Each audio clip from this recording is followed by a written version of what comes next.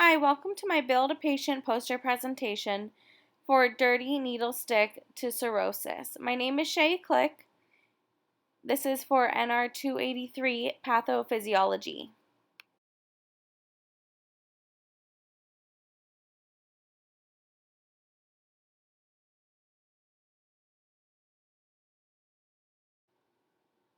This is my patient. His name is Alan Andrews, and he is a 57-year-old Caucasian male who presents for medical assistance at the emergency room. He's complaining of intermittent nausea, constant pain in his abdomen, and loss of appetite that are not changing, but he is always feeling bloated. He drinks alcohol on occasion, but he has not consumed any drugs in over 5 years. He does have a history of heroin usage when he was homeless. Alan does not regularly see a doctor because he doesn't have any insurance. He does not have any past history of illnesses because he never went to the doctor for anything to be documented. Upon the initial observation and assessment, Alan's skin and eyes are yellowing. There is edema in his legs and ankles, and there's faint spider veins on his upper chest and cheeks. When palpating the abdomen, Alan says that it's painful and tender. The blood test results showed increased levels of bilirubin and decreased levels of blood proteins.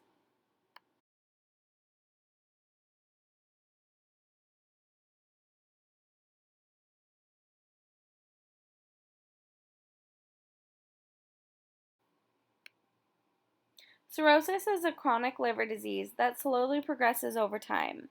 The pathogenesis of cirrhosis is the development of regenerating nodules and fibrous bands of scar tissue on the liver.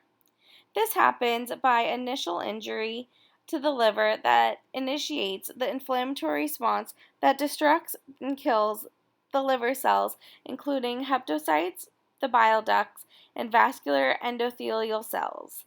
As cells proliferate and regenerate in an attempt to repair the liver, there is formation of fibrous scar tissue on the liver that replaces healthy liver cells.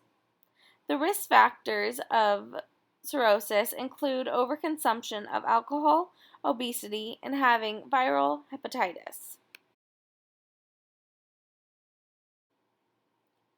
The clinical manifestations of cirrhosis include fatigue, feeling very tired, having a loss of appetite, nausea, edema or swelling in the legs, feet, and ankles, weight loss, itchy skin, yellow discoloration in the skin and eyes, abdomen pain and abdomen distension, spider veins on the skin, confusion, drowsiness, and slurred speech.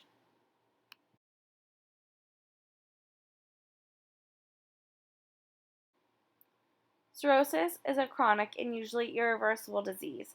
This disease process is scarring of the liver tissue, which cannot easily be regenerated if it would be regenerated at all. The complications of cirrhosis include consequences of portal hypertension, ascites, splenomegaly, variceal bleeding, hepatocellular insufficiency, which leads to effects of jaundice, the yellowing of the skin and eyes, hepatic encephalopathy. There's liver failure, sepsis, and additional organ failure are also the complications of cirrhosis.